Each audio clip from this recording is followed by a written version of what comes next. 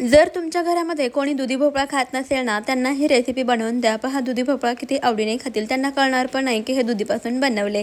सर्वात आधी दुधी घ्या, साल काढून घ्या. त्यानंतर दुधीला अशा पद्धतीने किसून घ्या. यामध्ये 1 वाटी बेसन पीठ, अर्धी वाटी रवा घालायचा, हिरवी मिरची, लसूण, आलं वाटण करा. 1 चमचा वाटण यामध्ये घालायचे, ओवा घालायचा, सोबतच 1 चमचा लाल तिखट, हळद, चवीनुसार मीठ घालायचं, लिंबाचा रस यामध्ये घालायचा, थोडीशी साखर घालायची.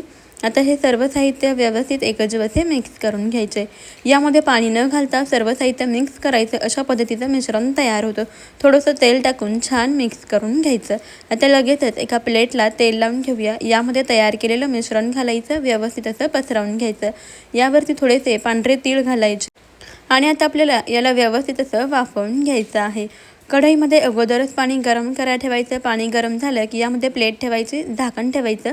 20 मिनिटं याला छान असं शिजवून घ्यायचं. व्यवस्थित असं शिजलं की थंड करून घ्यायचं. आता लगेच याला आपण कापून घेऊया. याच्या अशा वड्या कट करून घ्यायच्या. तयार केलेल्या दुधीच्या वड्या आपण लगेचच फ्राय करायला घेऊ. तुम्ही याला शॅलो फ्राय किंवा डीप फ्राय करू.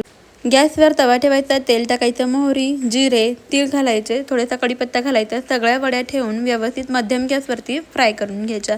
शॅलो फ्राय केलेल्या आहेत. वरून बारीक चिरलेली कोथिंबीर घालूया. मस्त अशा दुधीच्या वड्या तुम्ही सुद्धा नक्की ट्राय करून पहा. आवडल्यास लगेचच सबस्क्राईब करा.